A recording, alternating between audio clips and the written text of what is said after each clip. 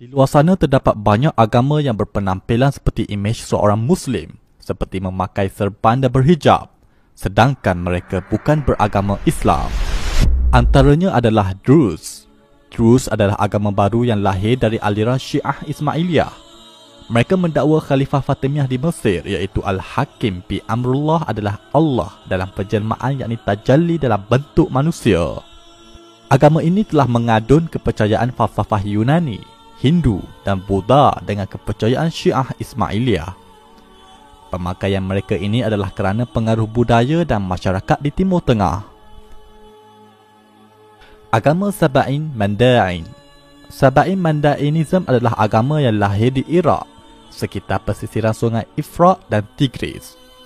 Mereka menganggap Nabi Yahya atau John the Baptist adalah Nabi utama di sisi ajaran mereka. Mereka menjadikan ritual pembaptisan di sungai sebagai ibadat utama di sisi mereka.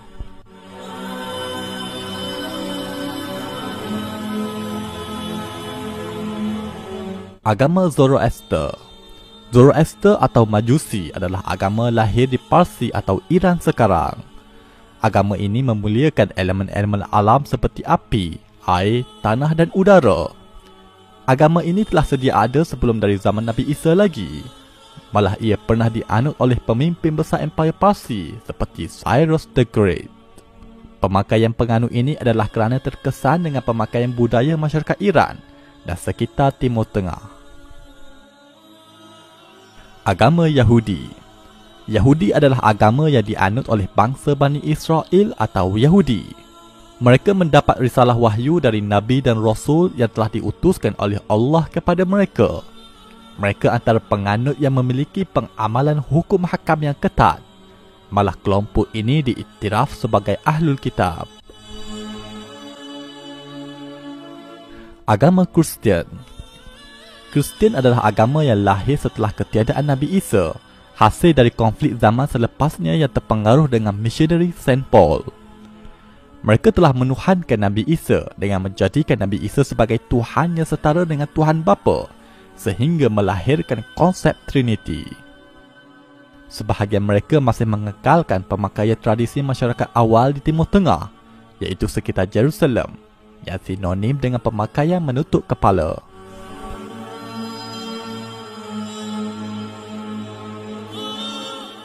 Agama Samaritan. Samaritan adalah agama kuno yang lahir sejak dari zaman sebelum Nabi Isa.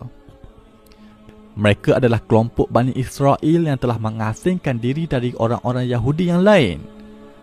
Malah mereka mendakwa kitab Taurat orang Yahudi yang ada pada hari ini adalah menyeleweng.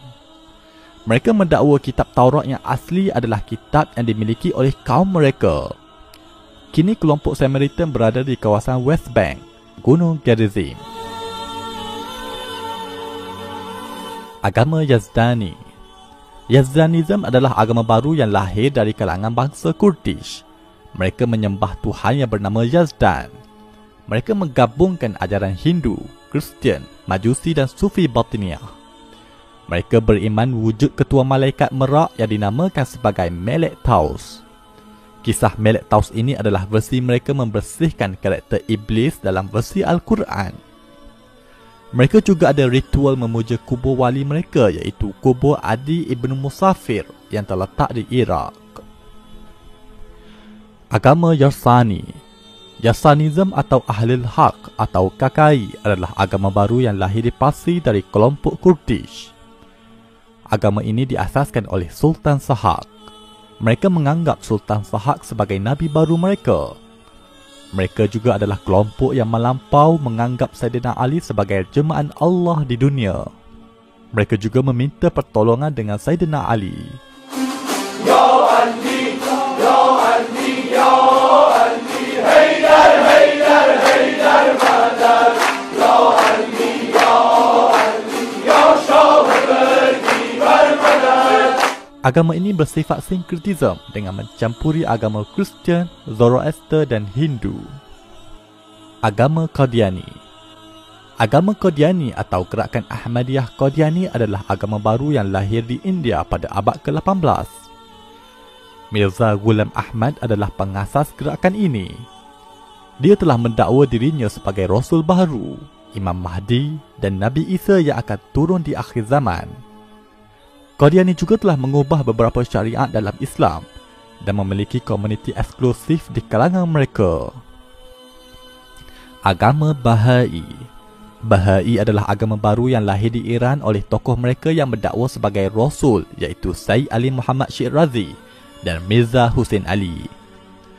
Mereka semua adalah lahir dari keluarga Syiah Imamiyah di Parsi dan akhirnya membawa ajaran baru versi mereka tersendiri. Pemakaian tokoh-tokoh terawal mereka menyerupai pemakaian Muslim di sekitar Timur Tengah. Ini kerana agama ini mula berkembang di Timur Tengah. Agama Sikh.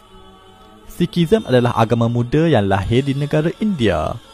Wujudnya agama Sikh ini juga hasil dari konflik antara agama Islam dan Hindu di India. Lalu wujud unsur Hindu dan Islam yang begitu jelas di dalam kitab suci agama Sikh itu sendiri. Mereka mewajibkan lelaki dan wanita memakai turban dan menutup kepala mereka. Selain itu, masih banyak lagi pemakaian keagamaan yang muncul terutama bagi gerakan agama baru hasil dari pecahan dari Kristian dan Islam. Nantikan pendedahan di dalam buku 60 agama baru di Malaysia yang mendedahkan bagaimana gerakan agama baru dari luar negara berjaya melebarkan pengaruh ajaran mereka ke dalam negara ini. Bagi umat Islam, situasi ini mengingatkan kita kepada sebuah hadis yang disabdakan oleh Nabi SAW yang bermaksud, tidak akan terjadi kiamat sehinggalah dibangkitkan dajjal-dajjal yang menipu yang mana jumlah mereka lebih kurang 30 orang. Setiap daripada mereka mendakwa bahawa dialah utusan Allah. Hadis riwayat Al-Bukhari.